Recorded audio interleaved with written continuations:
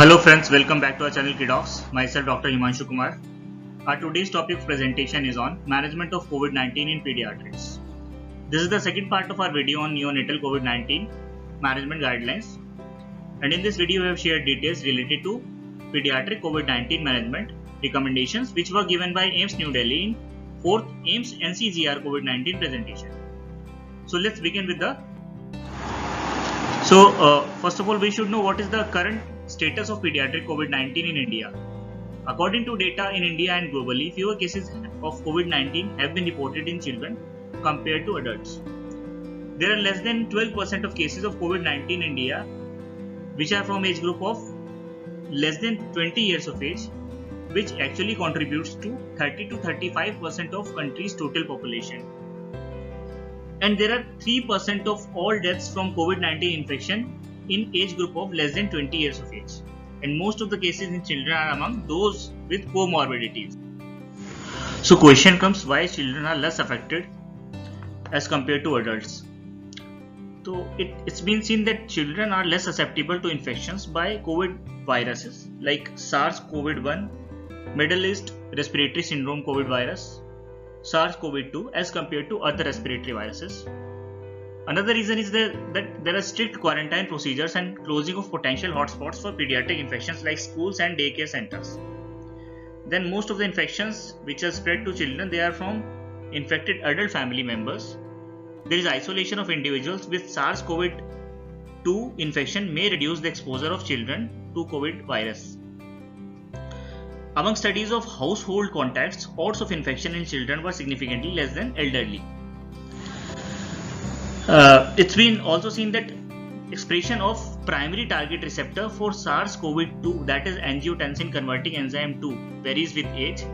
ACE2 has lung protective effects by limiting angiotensin 2 mediated pulmonary capillary leak and inflammation. And children have strong immune response due to trained immunity because of secondary to live vaccines and frequent viral infections, resulting in early control infection at the site of entry. Whereas adults have suppressed adaptive immunity and dysfunctional overactive innate immunity in severe infections, which is not seen in. There is excellent regenerative capacity of pediatric alveolar epithelium, which may contribute to early recovery from COVID-19 infection. And also children have less frequently, they have risk factors such as comorbidities, smoking, diabetes, hypertension, which are mostly present in adult population. So what are the effects of COVID-19 infection in children? There are some direct effects and there are indirect effects. What are the direct effects? Indirect effects related to infection, there are acute respiratory symptoms, lower respiratory infection, gastrointestinal symptoms, systemic features. There is this multi-system inflammatory syndrome in children and adolescents temporarily related to COVID-19 infection. Certain atypical presentations are also present in children with COVID-19 infection.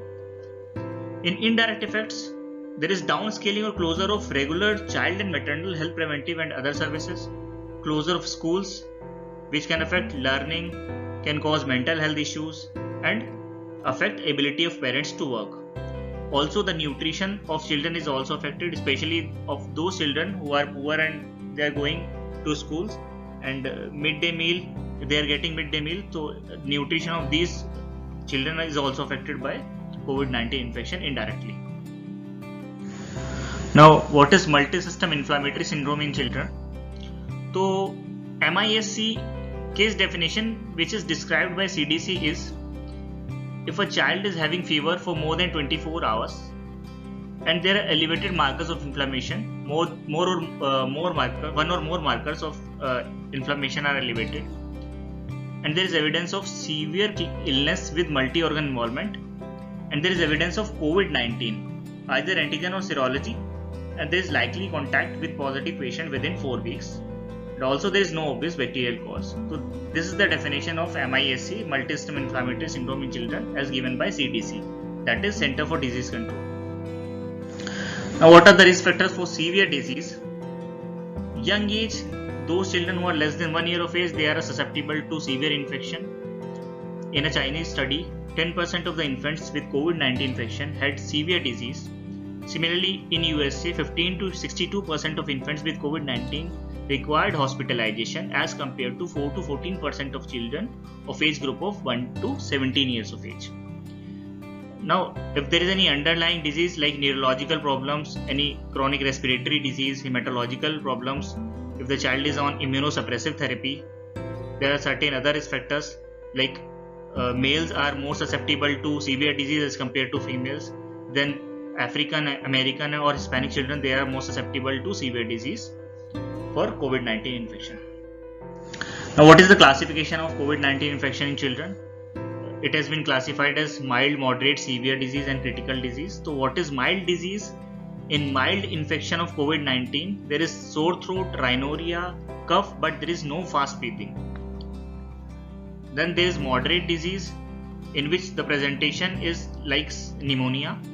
There is fast breathing, which is age-based as per WHO criteria.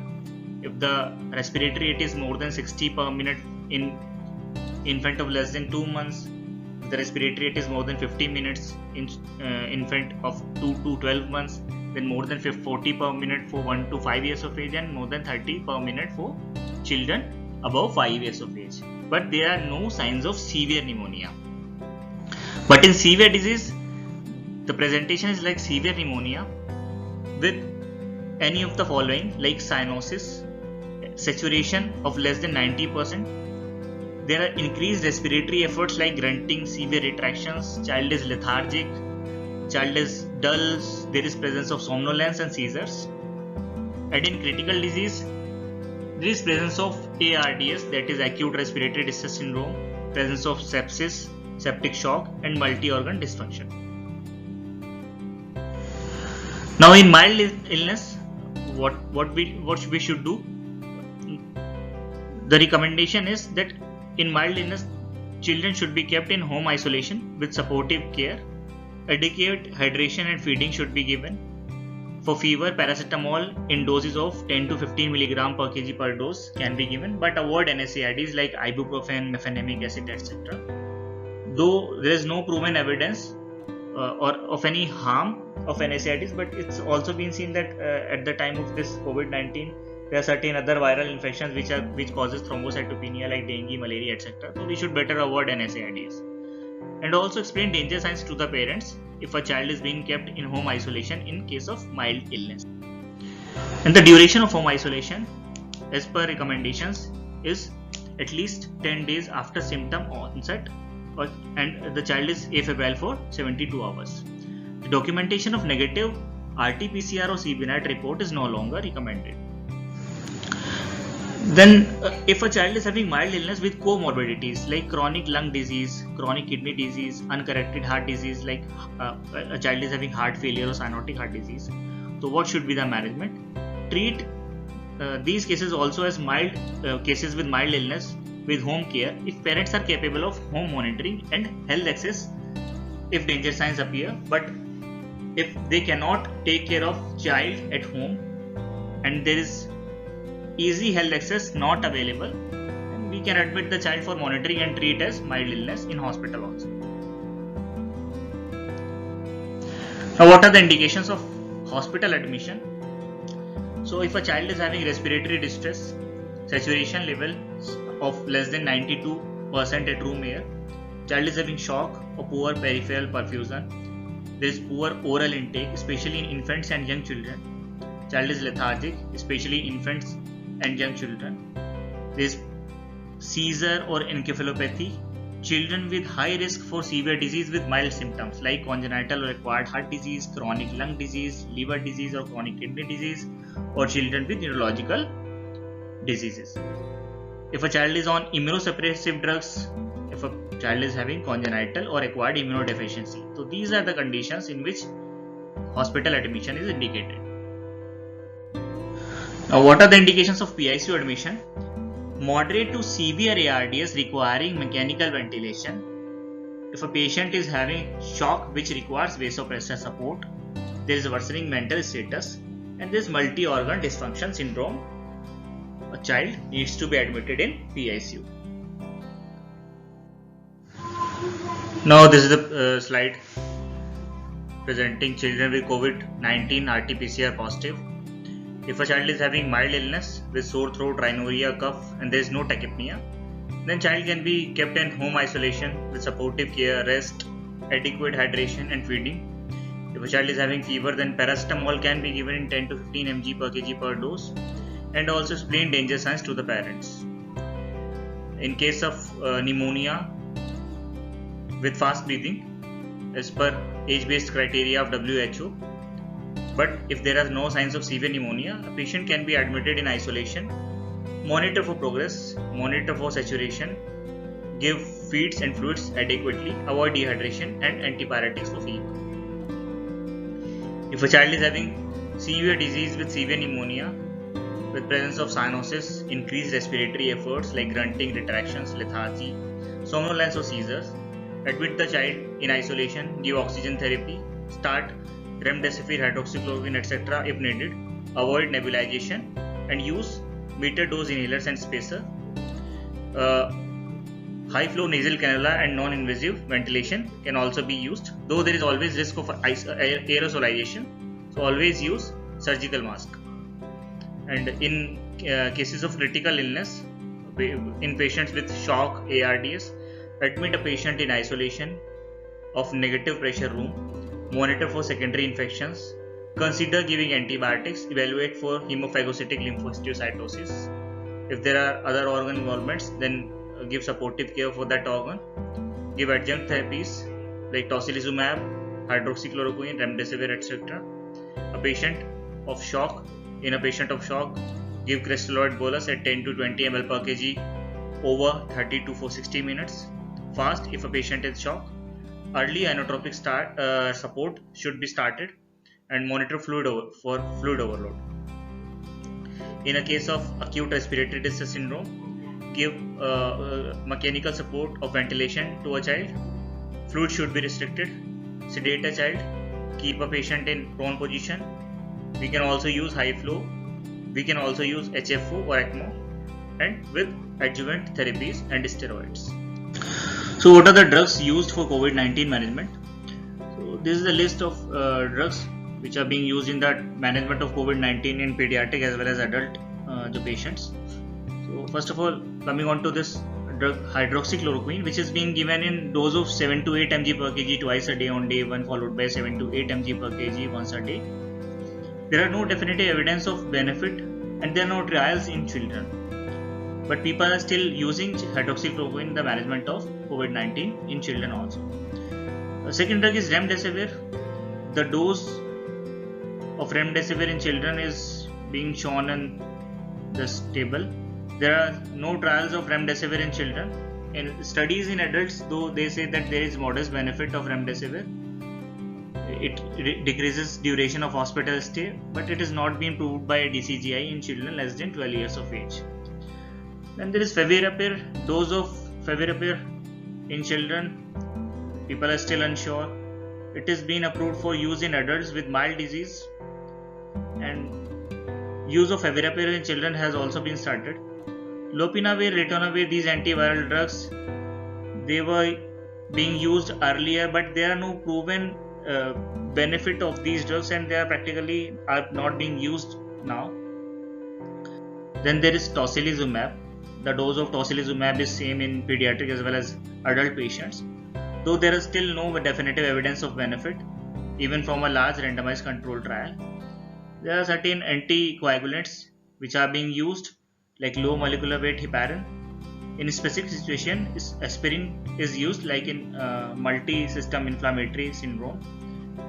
The other treatment options are convalescent plasma, drugs like zinc, ivermectin, vitamin C.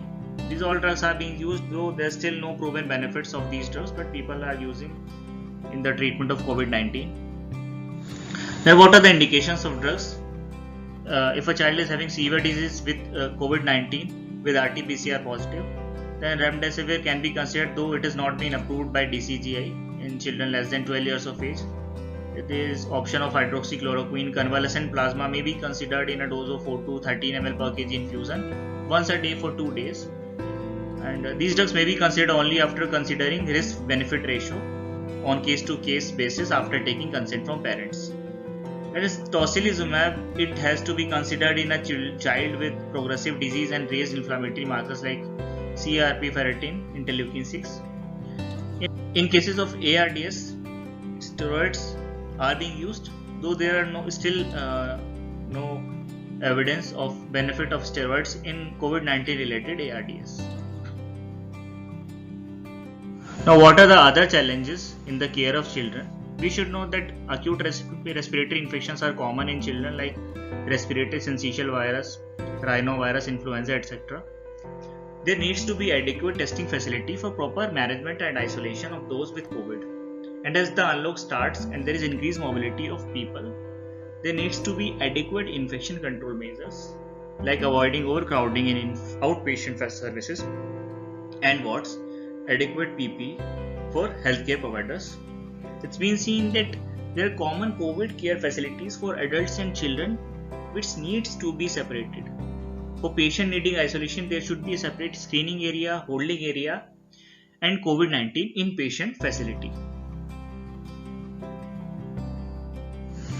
In COVID-19, sometimes there are atypical presentations like multi-system inflammatory syndrome, and there are challenges in ruling out bacterial and other infectious or post-infectious conditions. There is also a question that given high proportion of asymptomatic infection, does the presence of SARS-CoV-2 infection in respiratory specimen in a symptomatic child is always indicate COVID infection?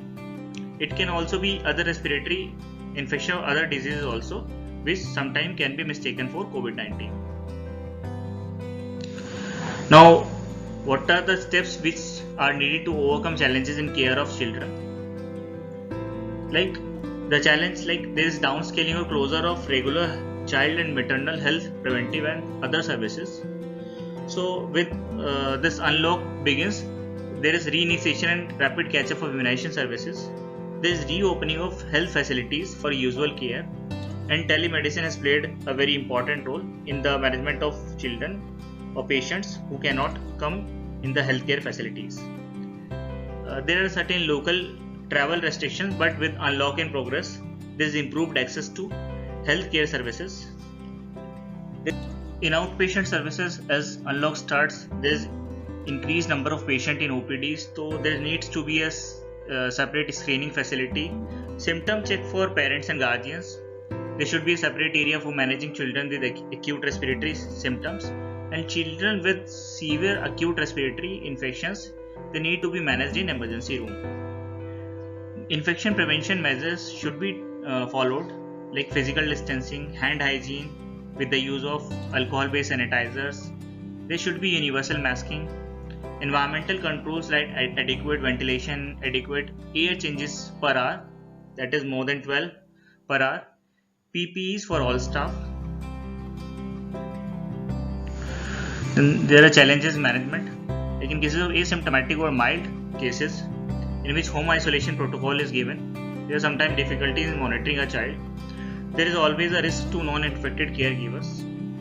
For moderate cases who are admitted in wards, there are issues related to allowing non-infected parents to accompany a child, especially a child who is less than 10 years of age. And there is care of underlying illness which can also be affected at the time of management of COVID-19 in isolation, like malignancies, chronic organ dysfunctions like chronic kidney disease in which dialysis is required. Then there is also problem of nutrition management in a children when being treated in isolation for COVID-19 management. Now there is closure of schools, so safe reopening of schools can be done with improved basic sanitation services, with universal use of masks, environmental controls, operational changes like smaller classes to facilitate social distancing, screening of staff and students for symptoms. So to summarize this, children have less severe COVID illness as compared to adults. There is an emerging illness in children which is multi-system inflammatory syndrome. Management of mild cases can be done at home with supportive care, and even in hospitalized cases, supportive care is given as there are no specific treatment for the management of COVID-19 yet. So judicious use of drugs and other supportive care can be of benefit. There are antiviral drugs which have been supposed to be given in treatment of COVID-19, and they should be used early in the course of illness. Tocilizumab can be given in a child with progressive disease with raised inflammatory markers. And at the same time, we should also be aware of the challenges in mitigating indirect effects of COVID-19 in children and resuming immunization and other preventive healthcare services in children. Thank you.